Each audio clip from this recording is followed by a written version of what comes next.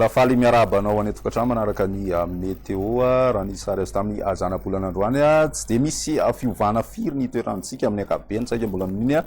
tapany avaratra tsinanany anosy iny hatrany zany no mandraona araina orana malefaka mandalo ihany ao anatin'izay no ny fisiny tsiokana avaratra azy mitoetra amin'ny tapany avaratra atsinanany iny moa no tena mahatonga an'izay ary atao anatin'ny roa andro de saika mbola mitovy amin'izao ihany ny mety ho toetry ny androtsika fa ny alarobia kosa indray tombanana mitatra ty amin'ny tapany atsimo zany hoe ny ilany atsinanany ray manontolo no ho voakasika an'izay tsiokana avaratra azy zay ary isy fivana kely ny toetrandro ao anatin'izay hitantsika amin'ny priany rehefa avy eo moa ny makasika an'izay fa ny rapiso maraina dia misy hatrany zany ny azavona ho an'ny avoatany sy ny any amin'ny tapany atsimony anosy iny manorana kosa ny andro any distrika any Antalasy ny faritra analanjirofo araina eriky zay ho an'ny ilany atsinanany faritra Sofia sy ny any amin'ny faritra alaotra mangoro ary ny ambony kosa dia maina tanteraka ny andro raha ny piso tolakandro dia maina tanteraka hatrany aloha zany ny andro amin'ny ankapobeny ankoatra ny tapany avaratra atsinanany nosy iny hatrany zany zay mandraona mety misy orana mandalo ihany ao anatin'izay ny maripana vinavina amin'izay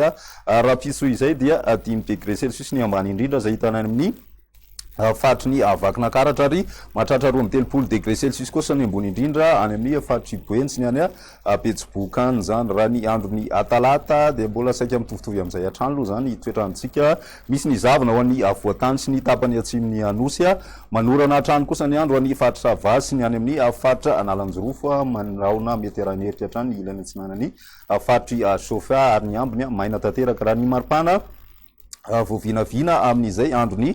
talata izay miakatra 9 degré celsius ny ambany indrindra ary mijano 23 degré celsius kosa ny ambony indrindra zay hita hatrany any amin'ny tapany avaratra andrefany anosy iny ho an'ny andro ny alarobia maranatsika azy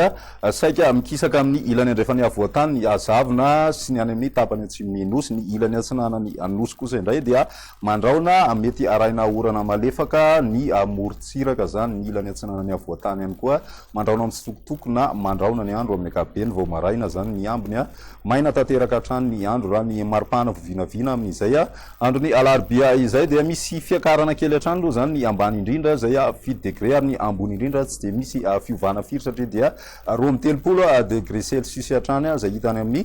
tapany avaratra andrefany anosy iny hatrany moa zany no mitoetra izay maripana ambony indrindra izay ny meteo tsika mandritry ny telo andro manasanao hatrany anaraka zany veloma to